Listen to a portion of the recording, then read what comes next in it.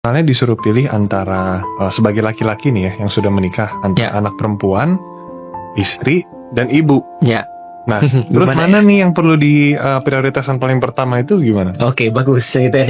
Ini sebenarnya pertanyaan akan sangat sulit sekali.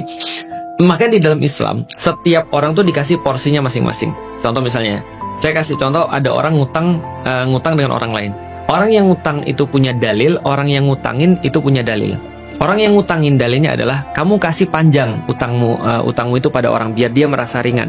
Kalau kamu yang ngutangin cepat bayar. Kalau kamu mati dan kamu belum bayar utang, nanti kamu akan terganjal untuk masuk surga. Nah, maka sama kayak di dalam keluarga juga. Seorang ibu punya dalil, seorang anak punya dalil, seorang anak perempuan punya dalil, istri juga punya dalil.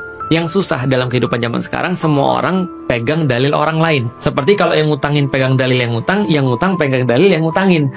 Yang ngutang bilang, bro, jangan buru-buru, kamu tuh harus memperpanjang waktunya. Yang ngutangin bilang, kamu tuh harus bayar, kalau kamu mati, kamu belum bayar, kamu nggak masuk surga. Itu beda. Nah, makanya kalau kita nggak boleh pakai dalil orang lain. Seorang ibu kadang-kadang nanya sama anaknya, kamu punya istri kan? Kalau istrimu kecebur dan aku kecebur di laut dan kamu cuma bisa nolong satu, kamu nolong mana? Itu serba salah. Kita ngomong kita tolong istri kita, ibu kita ngamuk, kita dibilang durhaka, diubah jadi batu, kan bahaya. Nanti kalau kita bilang kita tolong ibu kita, istri kita bilang kamu tuh nikahin aku untuk apa, kan itu kan ya. Nah, maka setiap orang punya dalil masing-masing. Maka di dalam Islam, kalau pendidikan Islam sudah masuk, akhirnya seorang ibu bilang, nak, kalau saya terjadi misalnya kecebur, kamu tolonglah dulu istrimu. Kenapa? Kamu sudah hidup sama aku sudah lama. Kamu punya kehidupan sekarang sama istrimu. Tolong istrimu duluan. Istrinya bilang, enggak, kamu sampai mati itu milik ibumu. Kamu tolonglah ibumu. Nah, sama-sama stres juga akhirnya. Cuma satunya stresnya mati bahagia, satunya matinya stres gitu, karena suruh milih. Nah, tapi kalau misalnya secara hukum ya, secara hukum yang mana dulu? Laki-laki milik ibunya sampai mati. Seorang anak laki-laki milik ibunya sampai mati. Seorang anak perempuan milik bapaknya sampai dinikahkan kepada seorang laki-laki. Itu secara hukum.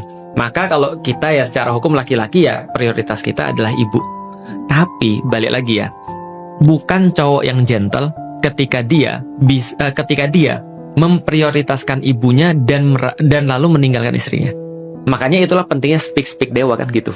Kan kita punya speak dewa. Contoh misalnya ya, ibu saya protes, itu tuh istrimu tuh ya gini misalnya. Terus kita bilang, Mi, namanya juga masih anak muda, namanya juga masih belajar. Kalau Mami kan sudah pro, ya Mami ya ajarin lah supaya dia tuh bisa lebih baik. Tapi kalau saya ngomong ke istri saya, nggak mungkin saya ngomong gitulah, gitu kan? Saya ngomong yang lain lagi. Ya maklum lah, namanya juga sudah orang tua. Ya mungkin juga hidupnya juga nggak lama, misalnya. Tapi jangan ngomong gitu sama ibunya, gitu kan ya. Maksudnya kita ngomong kan sebagai laki-laki kan kita bisa ngomong ke sini beda tanpa menyakiti keduanya. Tapi nggak tahu kalau dua-duanya ngomong nanti ya nggak maksudku ya juga nggak seperti itu sih. Tapi kita bisa lah insya Allah. Pinter laki-lakinya ngomong aja. Betul.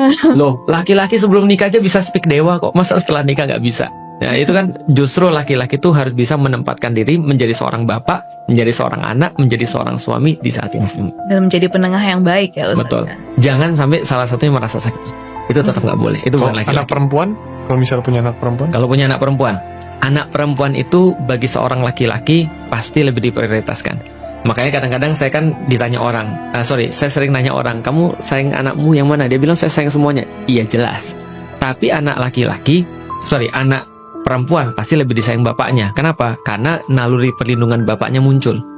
Nah, maka kalau kita bicara tentang anak perempuan ya, kalau saya secara pribadi ya dengan anak perempuan saya berusaha untuk goal saya itu apa? Ketika dia nikah, lalu dia mau nikah, dia ditanya, kamu mau laki-laki kayak apa? Dia bilang gini, saya mau laki-laki kayak bapak saya. Nah, itu goal saya. Kenapa? Rasanya seneng kan gitu kan? Karena kita menjadi sebuah kayak indikasi kebaikan. Kita jadi standar dan segala macam. Nah, itu adalah anak perempuan. Jadi bagi seorang ayah, anak perempuan itu ya tanggung jawab yang istimewa. Makanya ada hadis kata Rasulullah, siapa yang dikaruniai 2 anak perempuan, dididik secara baik, dikasih nama dengan baik, dididik secara baik, dan kemudian dinikahkan secara baik, maka baginya surga.